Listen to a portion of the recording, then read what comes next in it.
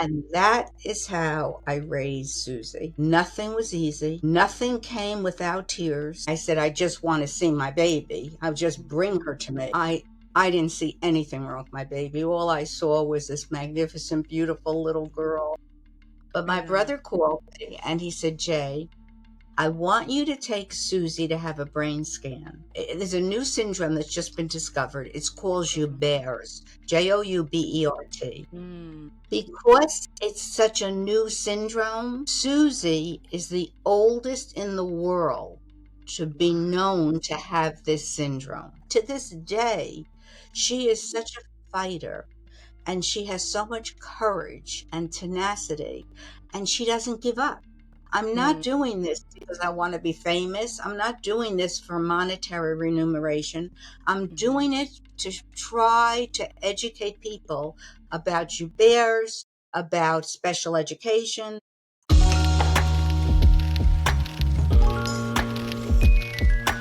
Hi, everyone. Welcome back to our podcast. On today's episode, I have another wonderful, fantastic guest. Her name is Jane Fischer. Welcome, Jane. Thank Welcome you. to the podcast. You're Thank you. welcome. So, a brief intro on Jane. Jane Fischer is a mom and author of the incredible book, If You Knew Suzy, Pushing Past the Boundaries of Never, where she chronicles the journey and story of her daughter Suzy's impairment of being the oldest person born with Joubert syndrome. Joubert syndrome is a rare brain disorder. And I mean, Suzy has been living a triumphant life, even, despite having that disorder. And Jane is here to share all about Suzy's life with us. Yeah, so welcome, Jane. Nice to have you here. Thank you so much for having me and allowing me to share our story. You're welcome. You're welcome. So let's dive right into it. So, Suzy, will you start by telling us about yourself? Tell us about Suzy. What kind of child was she? How was she as a baby? All of that we want to hear. Okay, so Susie is my middle child. I have an older daughter, Beth, and my son is my baby, my 44-year-old son, will always be my baby. And so Susie was my second pregnancy. Beth was 2.5 years old when Susie was born. And for the most part, it was a very normal, traditional pregnancy. There was no reason to believe that there were any problems. I felt fine. I spent a lot of time running after my 2.5-year-old. And on July 18th, 1974, I went into labor. My husband and I were looked forward to the arrival of our second baby. And she was, for the most part, I mean, she was a breech birth, which we did not know, but a lot of people have breech births. And I remember it was difficult. I remember during the delivery, the doctor announcing that she was a breech birth and they had to put me out and take her with forceps. So I was not awake at the time of her actual delivery. And when I was awakened, she had already been whisked off to the nursery, which I did not know at the time. There were issues at her birth. It was 8:16 in the evening. My husband came to see me, of course. He knew there were issues, but they all decided at that time not to share them with me right away. Anyway, long story short, by 11 o'clock, I hadn't seen my baby yet.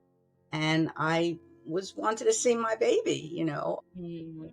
At midnight on July 18th, the pediatrician came to see me and he slowly began to tell me. He told me that Susie was born with extra digits on both hands, like a extra pinky on both hands, and it would be removed the next day surgically. He didn't make a big deal out of it.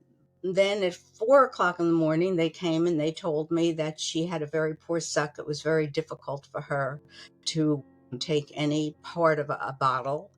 And at that point, I said, I just want to see my baby. I'll just bring her to me. And when I saw her very early the next morning, I didn't see anything wrong with my baby. All I saw was this magnificent, beautiful little girl who it was love at first sight. It was in my heart and in my mind and certainly in my eyes, she was nothing but beautiful and angelic and I adored her. But I did try at that time, the nurse tried to put her to my breast, and of course she couldn't latch on. It was in and of itself, the extra digits, the poor suck, it was in and of itself, neither of these anomalies were would have been indicated a problem, but then other things began to happen. So for the first 24 hours, we just began to hear about one problem after another. And then she became very jaundiced. And at that time, my brother, who was a resident at Montefiore Hospital and doing a residency in pediatrics, he Mhm. and my pediatrician came to see me the next morning. And they began to tell me that my baby had problems. They didn't know exactly what it was, but they knew her head was slightly larger than her body. You couldn't visually see it, but it was not in proportion. And as I say, in and of itself, neither of these factors would have led them to believe there was a problem, but put together, it indicated that during utero, something had happened to her neurological development. Anyway, So, long story short, I'm sorry. no, I just had a quick question. So, I mean, I assume during your pregnancy, you went through all the scans you had to go through as a pregnant woman. Was none of this detected? Like, wasn't there anything found? Nothing, absolutely nothing. Nothing. Wow. Granted, it was 51 years ago. Susie is Oh, 50, okay. 51, July 18th. So we did not have the sophisticated equipment that Mm, we have today. So I think, that should be noted. But nothing would indicate that she was to have all these problems. And there was technology. I mean, we did go for an amniocentesis. We did have ultrasound, the routine mhm, tests that were done. Nothing was indicated that she had these mm, problems. mm, So fast forward, we went home, and that was also a devastating time because I went home without my baby, and there's mm, nothing worse, or there probably is worse, but it's very, mhm, very sad to leave the hospital without your baby. But yeah. I did go home to my 2.5-year-old Beth, who was very happy to see me. Didn't know where was her little sister. She had been prepped for 9 months to be in a big sister. Mhm, And finally, about a week later, we were able to bring Susie home. But the first 3 months were very difficult. We didn't know if she had any sight. She could not follow light at all. And the doctor suspected that she was blind. So I was all of 24 years old, keep in mind. What did I know? I was a baby myself. I yeah. my mom, you know. And we went all over, and we finally went to Columbia Presbyterian, to a very renowned pediatric neurologist there, who basically did many tests on and prognosticated that Susie had severe brain damage, and that she would probably never walk, never talk. Cognitively, she was very damaged. And he suggested that, I have to be realistic, that, I had a husband, I have another baby, and that it might be best to look for a residential placement at that time. I didn't know much. I didn't know what I was going to do, but I knew that my baby was not going to a residential placement. She was my child, and whatever I had to do, I had two choices. I could buy a lot of stock in Kleenex and Mm, cry for the rest of her life, or I could begin to fight. I didn't know what that meant, fight, but I knew that whatever potential that she was capable of, we were going to find it. And keep in mind, this was 51 years ago. There was no internet. There was no Google. I mm, couldn't punch in how to help a baby with neurological. I was really on my own yeah. in a world, that really wasn't very sensitive to the pain a mother feels when she finds out Mm, baby has so many problems. But after one phone call after another, and that's how you had to get in from one person and then another person, I did find out it was the only one in New Jersey. We live in New Jersey, an infant stimulation program in Flemington, New Jersey, Hunterton Hospital in Flemington, New Jersey. It was about an hour and a half away. We had to get there at 8 o'clock in the morning, again, I had a 2.5-year-old at home, and Wow. it was 5 days a week. And the point was, people didn't know about, when I now have learned, and I think that most doctors would agree, there's a lot of plasticity in the brain. And Mm, these early intervention, if I could appeal to anyone out there who has a child with disabilities, mm, these early years are crucial, because I mm, truly believe that there is plasticity in the brain, and there are those circuits that are intact that might mhm, have to work a little harder but can take over for those circuits that are damaged. And Susie is living proof of that. And I will verify that as we go on. The bottom line is, we stayed at infant stimulation. I don't know what I had no, my mom helped me a lot. She was I the one was who going to ask if you had support because going through all of that by yourself with your husband would have been a lot. So you had your mom and extended family, okay?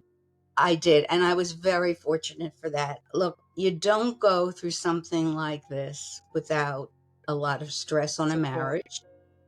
you know and my husband and I, we've come a long way, but the truth is that we would leave the doctor's offices and I would repeat what I know the doctors say, and he would say, "Oh, she'll be just fine." He didn't say that.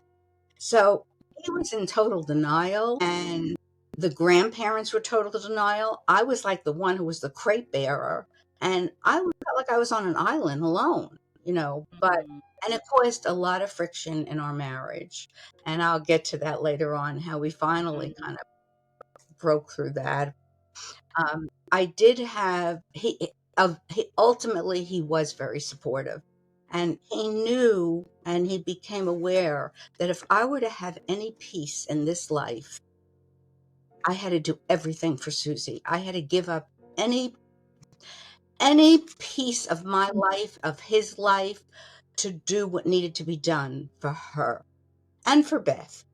mm, And I have to say, I give him a lot of credit, because it really meant giving up a great deal of our time together to do what I had to do.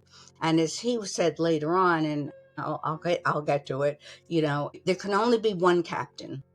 So if you need to run this show, then I can't interfere. Then mm. go ahead and do it. And running the show meant a tremendous financial strain on us, because Yeah. there was no help from the government at that time. There was no help from the school system at that time. Now, thank goodness, it's very different. The school system becomes responsible for the child at 3 years old, and Okay. even there's early intervention that is responsible. Now they're responsible at 3. Then they weren't responsible till 5 years old. So Mm, basically, these kids languished the most wow. important times in their lives. There was no one to help To them. help them. So my husband did what he had to do, which was working 14, 15 hours a day, because we had insurance, but we had no insurance for most of the services that Susie needed. And it was payment out of pocket. So it was a very difficult time in our lives. Oh my And goodness. it wasn't until she actually then went, we went to stimulation, then we found a program when she was a toddler Mm-hmm. at Easter Seals, sponsored a program. And she and I went again every day. She didn't sit. Her milestones were all very late. She didn't sit till she was about 13 months. She didn't walk till she was about 5 years old. She didn't crawl till she was about 17 months. So we were going to this program at Easter. And was her eating? How was her eating? Was she eating okay? She was eating, but she couldn't feed herself. She needed help. She always needed help for me to feed her. And we had to be careful what we gave her, because her oral motor deficits caused her to be very prone to choking. So we had to pulverize everything for her, and we had to be very careful how it was very difficult for her to swallow. It took hours every meal. She liked to eat, but unfortunately, It became a very arduous task for her because she Mm. was so prone. So I'm so sorry you had to go through all of this, Jane. I can't even begin to imagine. Oh my it goodness. was, but you had, and then I'm going to put a comment and tell you about Mm-hmm. Susie. Susie always knew what she should be doing. Mm. Her body didn't allow her to do it, but she always was aware of what she should be doing. So the classic story was, and having a big sister, Beth, Mm-hmm. who incorporated her in everything. Beautiful. Beth was probably her first, definitely her best therapist. She incorporated her in school, in house, in store, in dancing school. And Susie was being bombarded with language therapy, with motive therapy. Beth was incredibly supportive. She was Susie's best friend, and Mm-hmm. she still is to this day. So she always strived to do what Beth was doing. And Mm-hmm. she couldn't do it, but she always wanted to get there. And she was a fighter. Um, when we were going to Easter Seals, she couldn't stand. So one of her therapies was being, they actually, it sounds horrible, but if you could imagine a board, it's like an L, and Mm-hmm.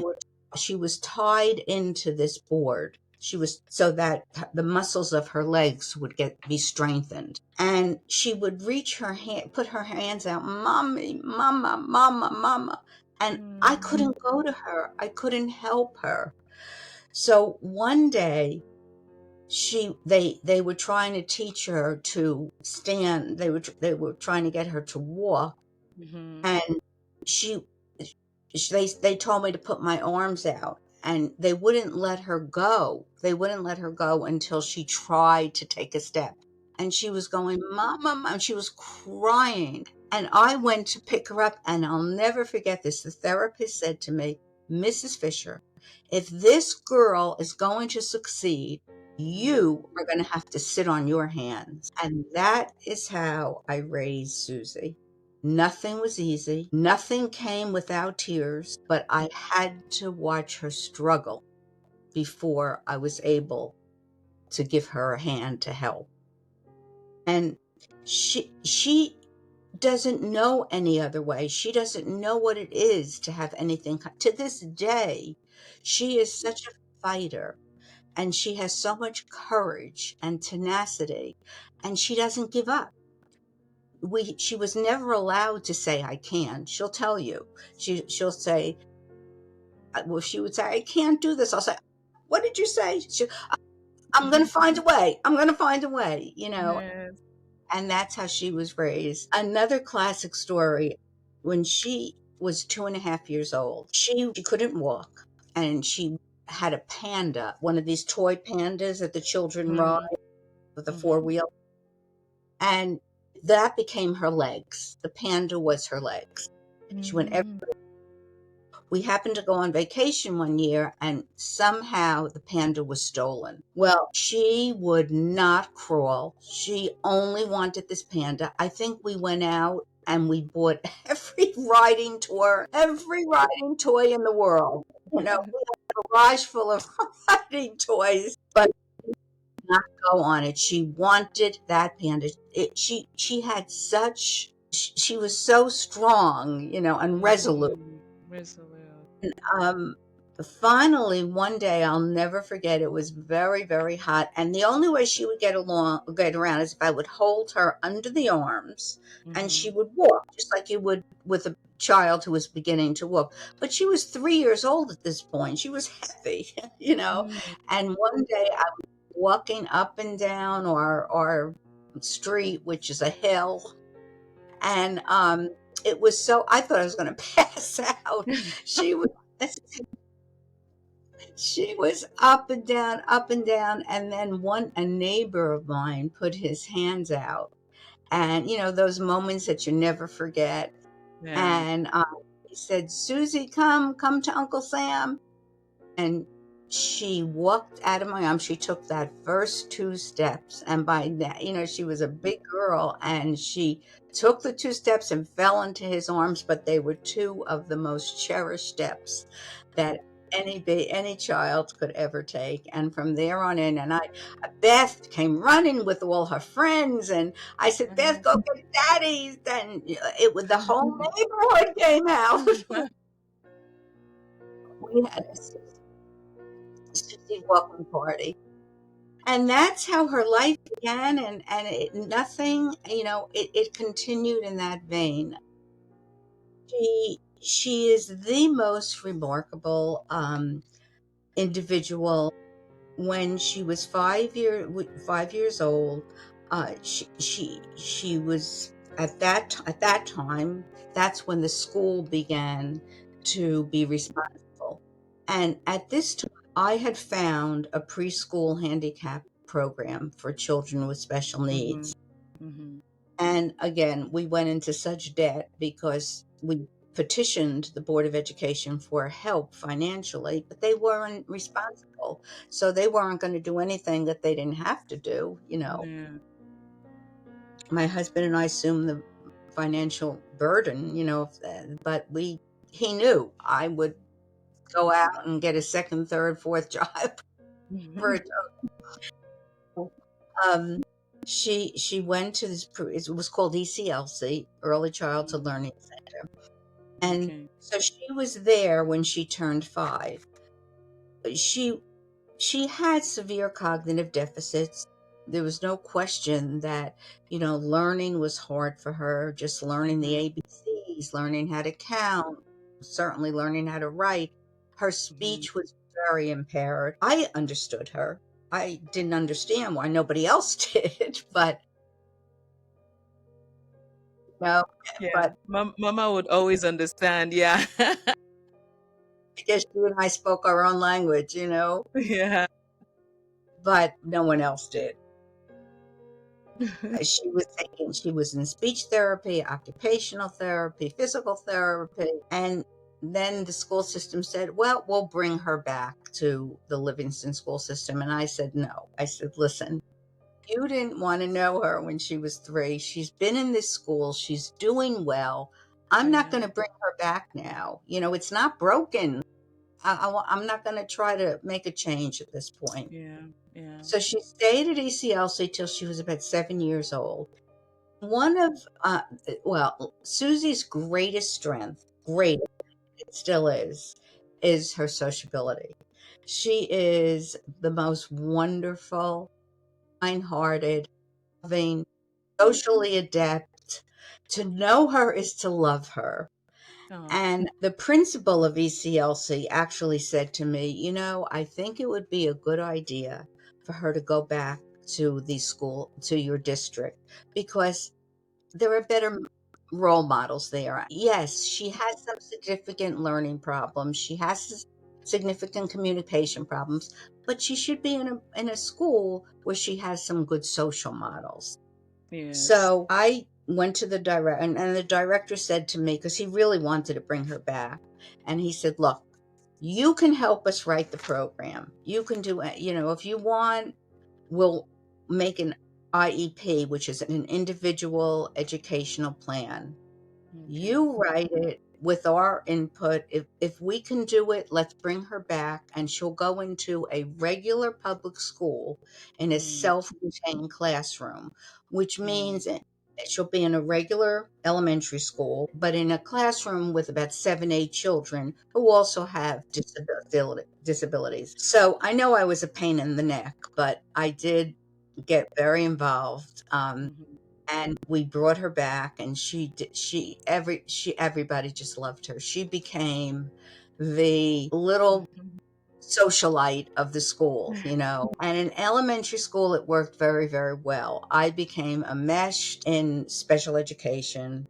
I started a PTA called Parents and Professionals for Exceptional Children, which I felt parents of special needs children should be represented. Mhm. And it was Sure. very successful. It became part of the Parent Teacher Council, Not everyone welcomed us in the beginning. There Mm-hmm. were a lot of naysayers, but Mm-hmm. I believe that rather than become adversarial, we could win them over by proving ourselves, and showing that we're just like everybody else with Yes. children who just are different than theirs, but they're our children, and we Mm-hmm. love them just the same. So it worked very well. We started programs, we started life skills programs, we started vocational programs, we started social skills programs, and it really worked very, very well. And Susie thrived until middle school. And I don't know if you want me to continue. Do you want me to ask Yeah. me? So honestly, and throughout like listening to your story, talking about Susie, like I think first of all, you're a special mom. Like I am so like, ah, you're amazing. Like the kind of the amount of love and determination and just I mean, Susie is blessed to have you as a mom, you know? So she's blessed to have you as a mom because you never gave up. You kept on pushing, like just ensuring there was space made for her, even going as far as creating a special PTA for parents with special needs. I mean, that is amazing, you know? So, wow, wow, wow. Like, I'm so thrilled by everything you're saying, you know? Yeah, I think I've heard somewhere where it says that I'm a Christian. So people say God wouldn't, God gives his strongest soldiers the toughest battles, if that makes sense, right? So I feel like he gave you so much grace and patience and compassion for her that you refused. Like you just had to ensure that she lived a normal life and she was good on all fronts. And even with the financial implication, like having to pay all of that money out of pocket, it must have been a strain, but you persisted. So kudos, kudos. Thank you so much. But I'm just so impressed by everything you said. So I wanted to ask a question. I'm just going back to this diagnosis, this Joubert's syndrome. What did the doctors say caused it? What was the root cause? And also, how many did you have any help from like doctors, from like, giving you ideas on what to do to help her navigate, through that early childhood? Or was it Yes, all just you making the research yourself?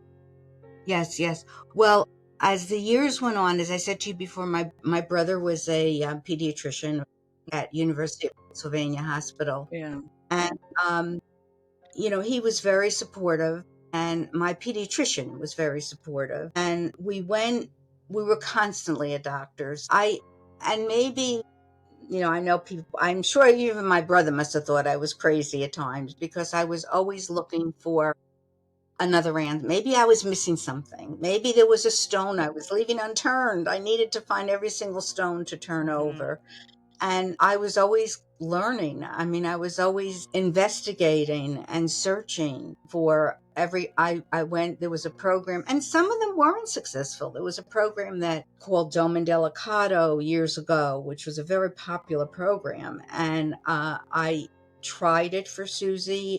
It was a program that worked for many people, but it was so all consuming that it caused a lot of other problems in my family, which I won't get into right now, and it wasn't working that well for Susie. So sometimes you had to try it and you had to learn what Different didn't things. work. Susie had a very, very rare eye condition, which was part of the Joubert, so which we could talk about later. It's called congenital ocular motor apraxia. Hmm. And what that meant was it has nothing to do with vision. She can look at you and see Hmm. you. It's based in the occipital lobe of the brain, which Mm. means that if she looks at you, she might overshoot. She turns her head and then comes back to you.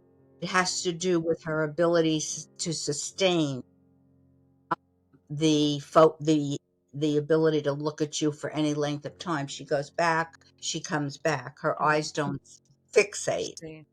on you for any length of time. I went to so many training, and there are some charlatans out there too, who are I'm a prime victim for some of these people because I had one man who said, "Oh, we can fix this with Mm. visual training."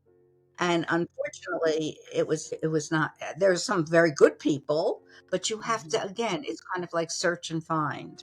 And Yeah. you also have to talk to other people, who have used them and whether they were successful or not successful.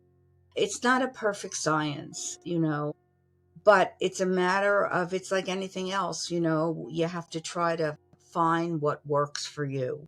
And some things will and some things won't, and it's time consuming, and sometimes it's financially yeah, a losing proposition. But Yeah. on the other hand, when it works, it's great, you know. Did the doctor say what? Yes. So, I want to come back to all her medical issues, but I Okay. will fast forward and work come back in a little while. Mm-hmm. About 40, my son is 44. So let's say about 40 years ago, I always wanted a third child. It was always something that, for a lot of reasons, which are all in the book. You have to read the book. If you knew Susie, Yes. pushed through the boundaries of never. My husband was very skeptical for also valid reasons. He was afraid. Mm-hmm. Yeah. We never knew at that time why Susie had so many problems, but I just wanted a third child. I wanted Beth to have another sibling. I wanted Susie to have another sibling. So at that time, my brother, who was head of genetics at University of Pennsylvania Hospital, my brother brought us down for genetic counseling before we just had my son. And we had some of the biggest geneticists in the country working us up, and we had to, don't give our blood and our history and blah blah blah.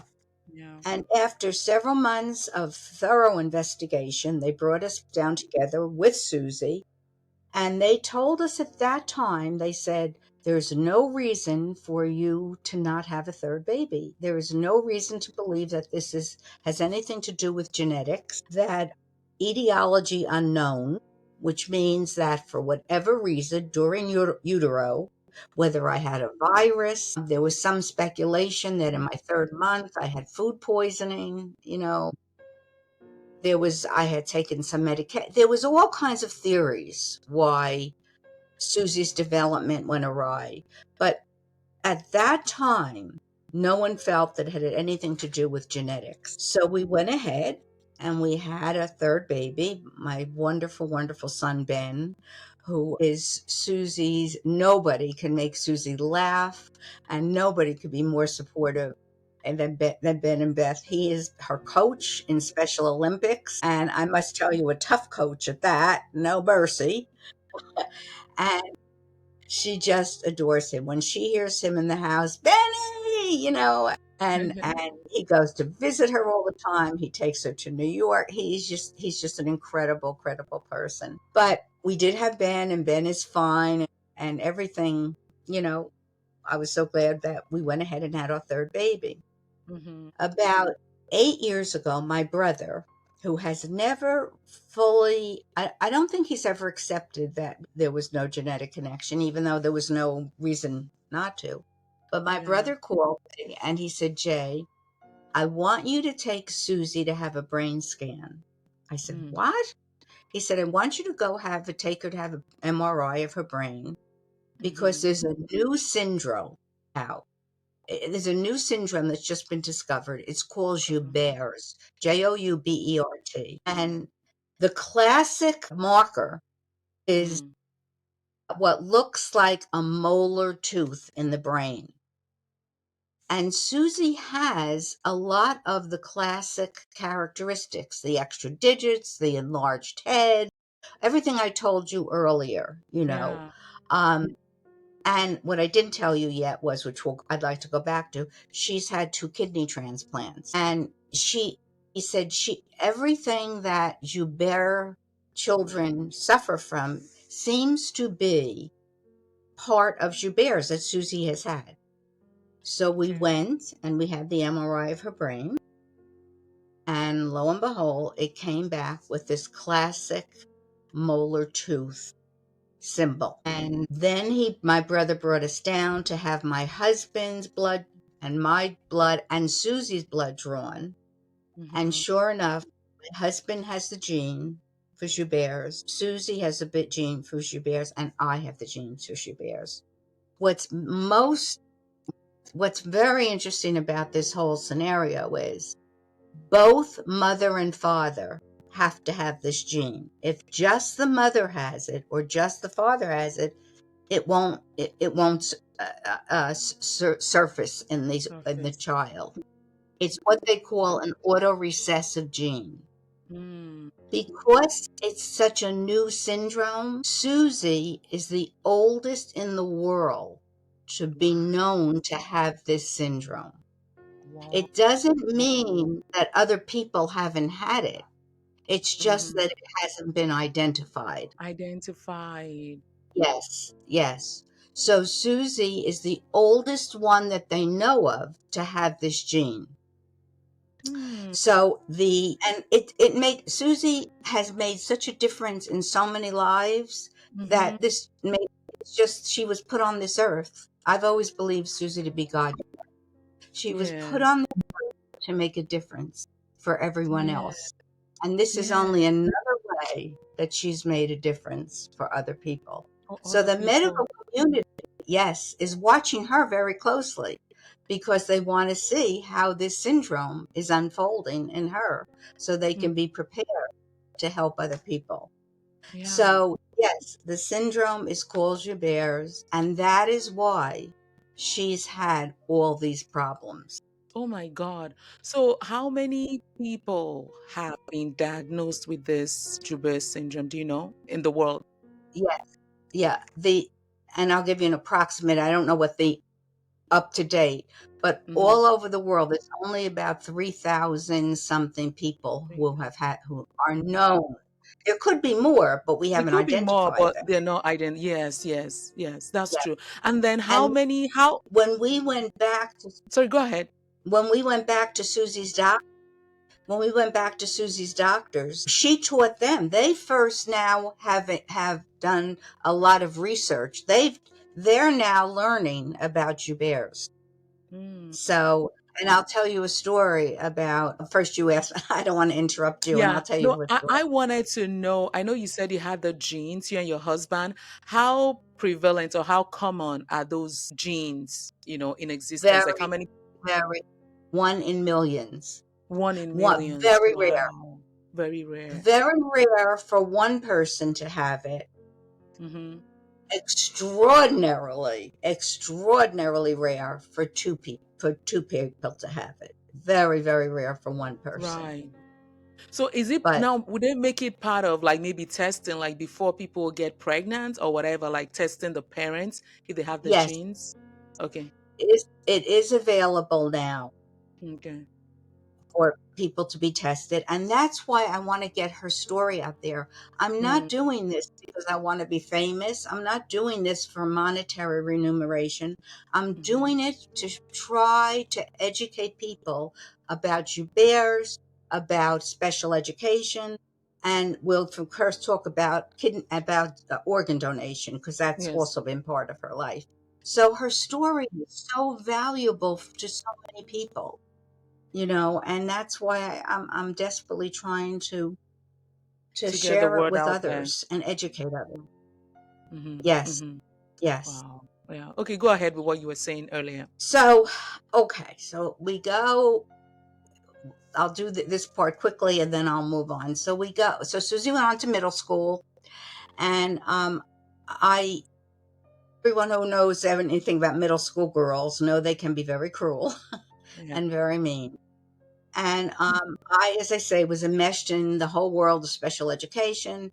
And Mm, the psychologist on her team, her name is Linda Halpern, a very special woman, kept saying to me, Jane, she is isolated. She is lonely. She's being targeted. She's being isolated. Wake up. And I kept mm, saying to her, Linda, we'll have to just do more. We'll have to go into classrooms. We'll have to sensitize. We'll have to have a buddy for her to be a friendly with. Anyway, this went on for years. And finally she said to me, Jane, just go follow her one day. Don't let her see you. Follow her. You watch her go in a school day. And I did. And I watched her at lunchtime. I watched her throughout the day, and she was alone. Other when she wasn't in her classroom, she was alone. She sat at the lunch table. There were girls to the right, the girls to the left. They never spoke to her. The buddy that I assigned, she came over, hey Sue, tapped her on the head and ran away. That was the extent of her friendship. I understand that. I picked her up after school, and you have to understand, she's so courageous. And she tries to be so brave, and she tries to be so strong. She was standing in the front of the school. There were a group of girls to the right, a group of girls left, and she was standing there looking around, trying to look like I'm okay. And then she saw me, and I stepped out for and mommy, and she couldn't wait to run to me. I said to myself, what is wrong with me? This child is suffering. I said, Susie, would you like to visit ECLC, one classroom Mm. one day? And she said, oh, mommy, I would love to. And I took her one day for a visit. I made an appointment, and she had a visitation. And when she came out, she said to me, mommy, please let me go here. If I went here, I could be a cheerleader. I could be I could run for officer of the class. I could go to a prom. And I said, oh my God, what have I done? And she did. She ran for treasurer of the class. She stood up in front of What? 250 kids, told them with her fragmented speech, vote for me, the honey with your money. You know, this would not have happened in a public school. Yeah. It just wouldn't have happened. Yeah. Sure. And she went back, and she was so happy, so happy. And I'm not saying that inclusion, I'm not against inclusion. Please, everyone understand Mm-hmm. that. If it works, it's wonderful, but it's not a one size fits all model. For those True. children, we all need a place where we are comfortable, where we have friends, where we thrive. And it's not up to us as adults to force it on kids. Inclusion should mean exclusion. And I Mm-hmm. think that's what I learned very painfully from Susie. Wow. And she stayed at ECLC, graduated ECLC, then went on and again saw her sister go to college, I want a chance to go away, mommy. Well, that was one Mm-hmm. of the hardest things I had to do because Susie and I were connected by the hip. And to Mm-hmm. send Susie away was, at first I said, no, you can't leave me. And I said, how am I going to send this child away? And then Yeah. I said, how am I not going to give her the opportunity that she so deserves?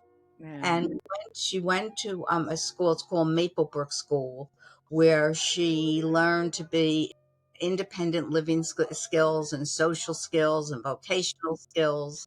She worked at an Esther daycare program. And when I went to visit them, because, we were looking for a program that she might have a future with, and I said to them, tell me, Susie, how is she doing? Is she learning Mm-hmm. skills?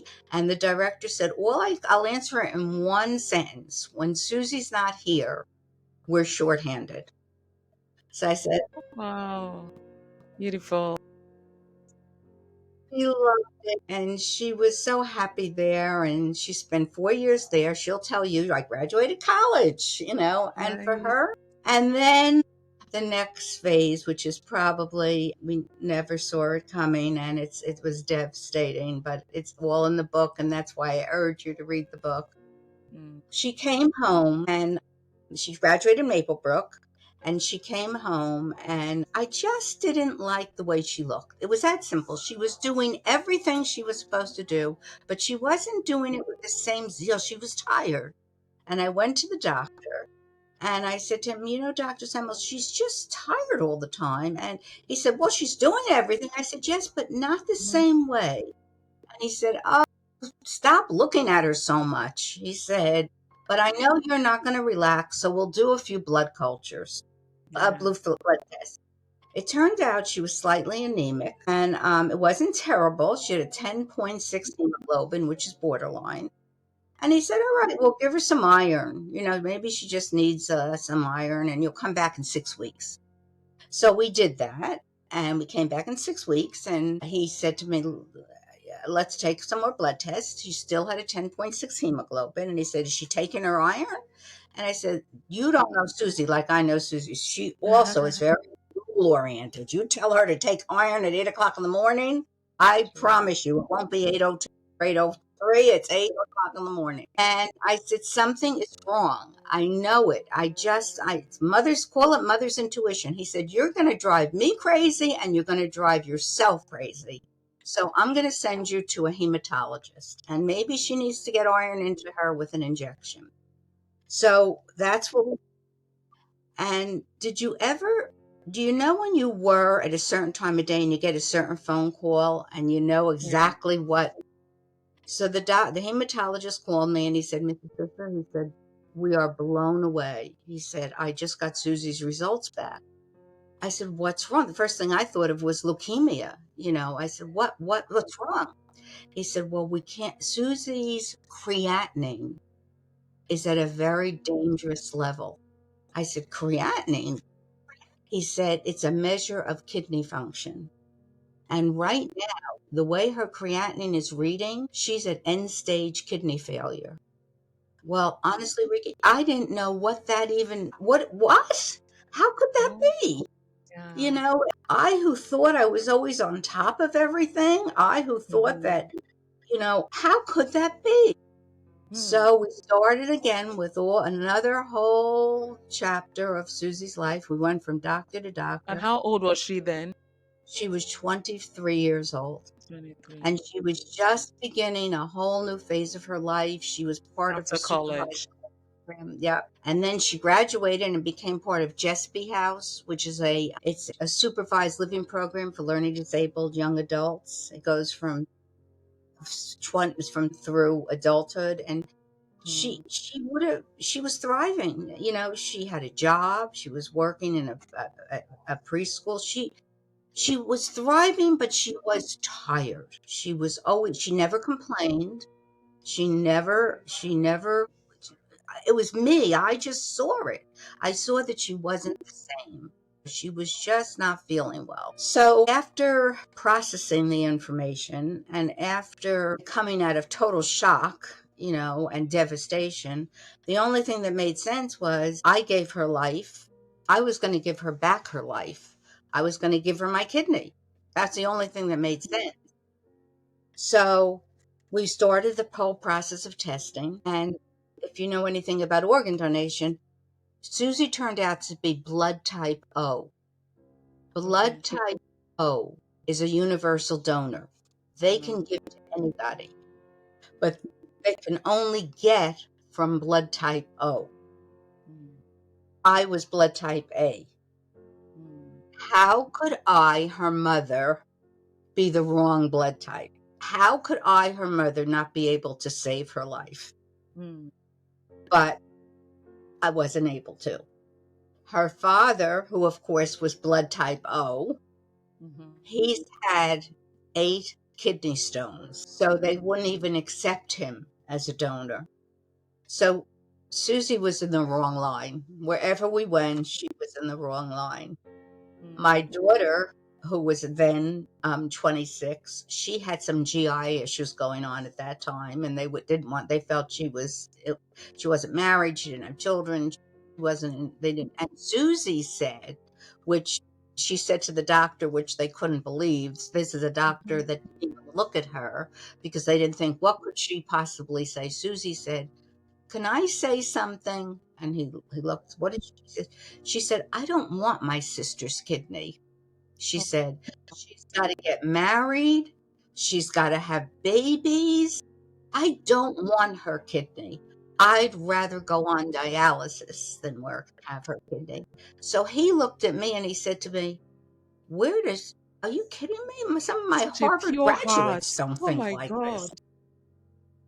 She's nothing, nothing. She's the purest soul and the Pure. purest heart. She is nothing good and an angel who was sent to us. So, on top of her special need, all that she fought with her special needs, all her sentence in life that she overcame, now we had to find a kidney. So we went all over, and again, you have to get listed, and the waiting list is so long all over for organs. So we were flying all over the country. About a month later, she got violently ill and she had to start dialysis. And if you know anything about dialysis, it's a very it's a very painful, it's a very arduous, it's a very challenging process.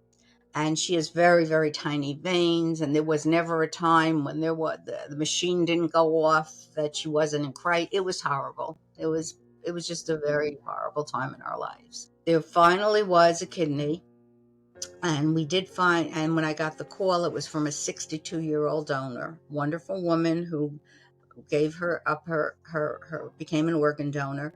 The problem was, and I said to the doctor, how can you put a 62-year-old kidney in a 24-year-old young woman? And Yeah. he said to me, Jane, you have to get her off dialysis. She's going to die if you leave her. And you don't get kidneys every day. We have Mhm. to get her off dialysis. So we took the kidney and it kept her off dialysis, but it Mm. wasn't a great result. She never felt very well. It lasted 10 years, which was good, until it failed again, and we were back to square one. She had so many problems. She was in and out of the hospital. She was had so high blood pressure, and she became diabetic from one of the medications. But through it all, Ricky, she became the nurses, the doctors, everybody's sweetheart. Everybody loved her. And the patients, she would say to the other patients, come on now, we have to walk.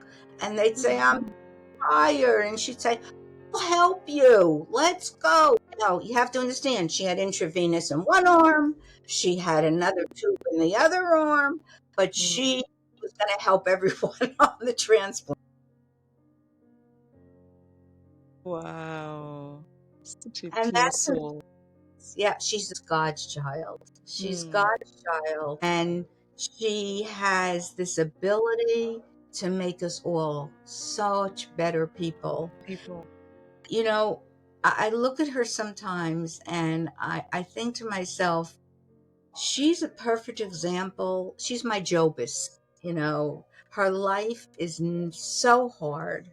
Mm-hmm. Nothing, nothing. I mean, yesterday we went for mammography, and during the procedure, the machine broke. The woman said to her, Susie, I'm so sorry. She said, don't worry, we'll reschedule. It's not your fault. Oh. And she just always has a way of touching people and making life just a little bit more bearable for others, even though hers is so difficult. And that's why, I just feel so strongly, if only we have the opportunity to Mm-hmm. read her book, If You Knew Susie, Pushing Past the Boundaries of Never, because her life was prognosticated as never. She'll never do this. She'll never do that. Mm-hmm.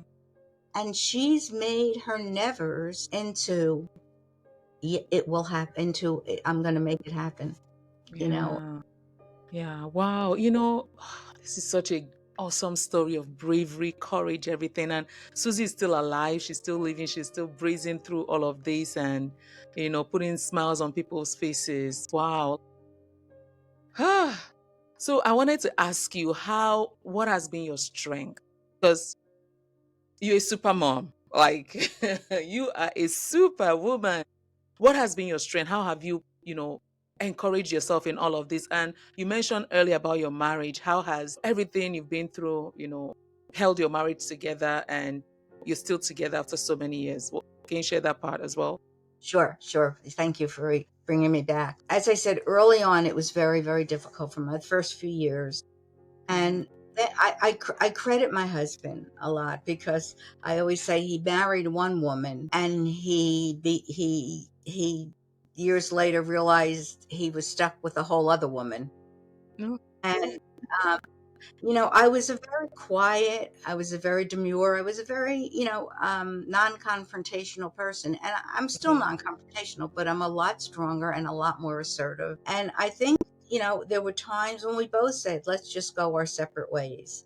And I'll answer the question. I think my husband answered it on our 25th anniversary. I turned to him and I said to him, Al, why do you think we're still together? I said, isn't it amazing? Because we've had a lot in our lives. I've only told you the Susie part. There's been a lot of other stuff in our lives that has been difficult to overcome. And I said, well, why do you think we're still together? And he turned to me and he said, it's because I'm such a responsible person. And, it's not exactly what every woman wants to hear. You want to hear because I'm so madly in love with you. Mhm.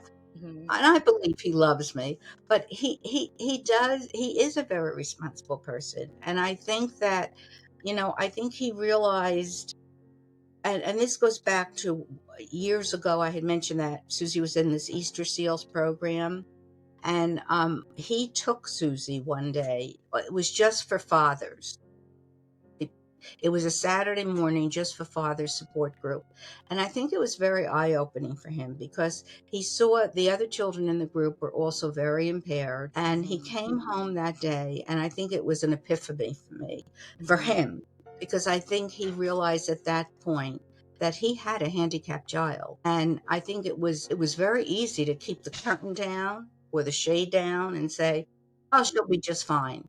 But I think that from that day forward, when he realized that Susie had all these problems and that he could either join forces and Mhm. fight with me, fight for her, Yeah. or take off, because I wasn't going to change. If it were a choice between my marriage and my child, now I'm not saying this was right for everyone. This was Mhm. what I chose to do. It Yeah. was going to be my child. Mhm. And he chose at that point. He came home and he said to me at that day, I know that what you have to do, I know what we have to do, and I am behind you. He said, Mhm. and that's when he said to me, there can only be one captain, and you're in charge of Susie. I will support you.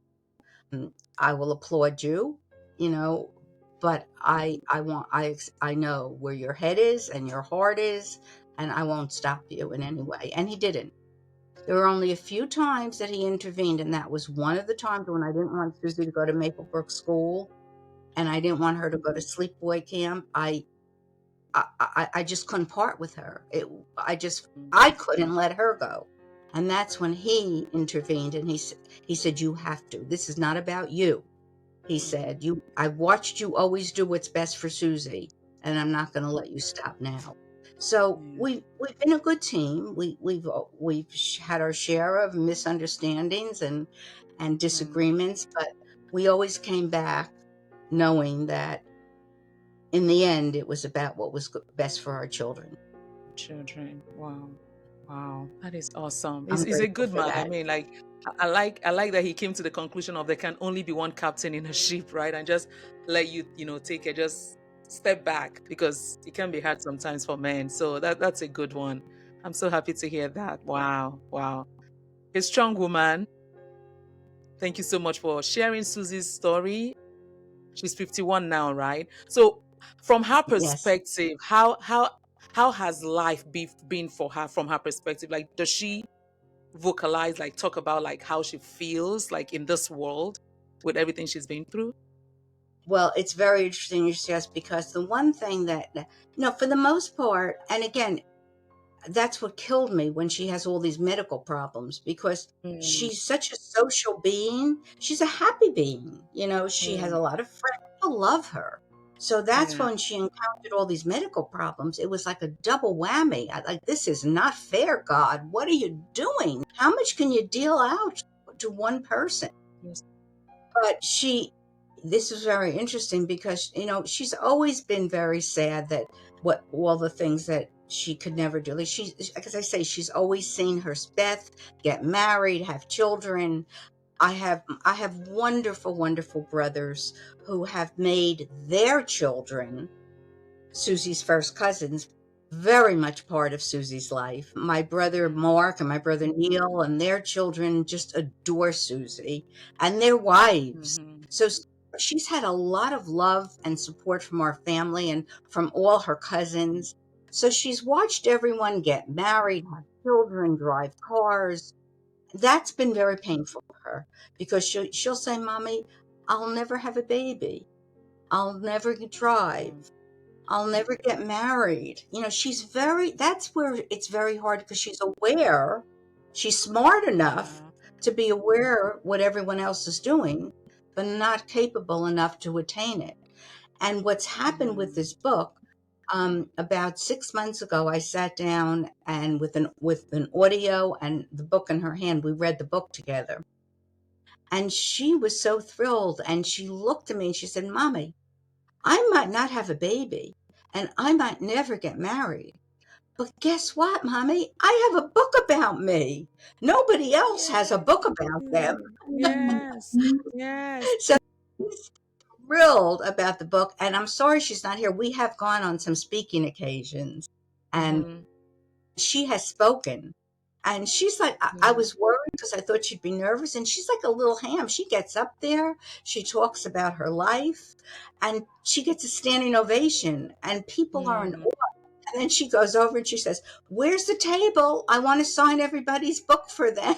I mean, Oh, she's thrilled to, be a celebrity. yes. She won. She's the winner here. She's the winner. She She is the is. winner. She is truly She the is. star, and Yeah. rightfully so. And when you read her book, and I hope everyone is, Mm-hmm. it is on Amazon and it is on Barnes and Noble. It's on the website. I think it's now 16, $17. I'm not sure, but it Okay. truly is an inspirational story. And I think whatever challenges people face, Mm-hmm. you will close this book saying, "I can face this I can get through this. If Susie can Mm. get through all of this, I can get through this." You can And do people it. have said that to me. Wow. Wow. I know I definitely will be purchasing the book, and I appeal to our audience, our listeners, please also go purchase. You said Amazon, Barnes and Noble, anywhere books are sold, right? Well, You it's on can the buy it website. It's on the on the website. website. Okay, okay. I'm going to put all of that information on the screen and also in the YouTube description video and the show notes of the podcast so that people can go, read. I definitely will be purchasing a copy because I want to learn more about Susie and I want to support. Let's just go out support Susie. Like Susie is a star, she's a celebrity, like Thank she's you. everything. She's everything life has to offer. Being for people to draw inspiration from her life is a total win. Thank you. Yeah. Wow. Thank you so much for sharing. Is there any I know you've given a lot of advice to parents with special needs children, but is there any final words you might want or any final advice or any words for our listeners? Of course, to the parents with special needs, I say, don't ever give up. You know your child like nobody else does, and listen to your instinct. I'm not saying to be adversarial. I'm not saying to go in there with guns loaded. I'm saying to be the advocate for your child. For people with medical challenges and organ donation, I say the surest way to get to heaven is to save lives on earth. So please consider being an organ donor. It truly does save lives on earth. It saved Susie's lives several times. And to people with rare syndromes, again, Susie's life has so many facets, but look for those doctors. Don't give up. And please, please, please keep fighting. Keep fighting because your loved ones deserve that. And so do you. Wow. Well said. Thank you so much. Thank you. Thank you for being such an amazing woman, an amazing mom. I'm sure you'll be an inspiration to many people who listen as well. Thank you for all the work you've been doing. Thank Thank you you so so much. much. Yeah. Thank Thank you. And I also have, if anyone has any questions, I have an email that I can send to you Okay. to. Okay. Okay. Okay. And I'll put it on the video so people can also Thank reach you. out. Yeah. Thank you Wow. so much for having me. I so You're appreciate it. welcome. You're welcome. Thanks for sharing Susie's Be story with well. us. I really appreciate it. Thank you. Thank you. Okay. Take Thank care. you so much, viewers, for watching. Thank you for, being with us on this, episode. Hope you enjoyed it. Please support the book, Jane Fisher, just go to Amazon, Barnes and Noble. It will be on the website as well. I'll put all of that information. Please go buy, purchase, and let's support Suzy. Yeah, thank you so much, and I'll see you in the next episode. Bye bye.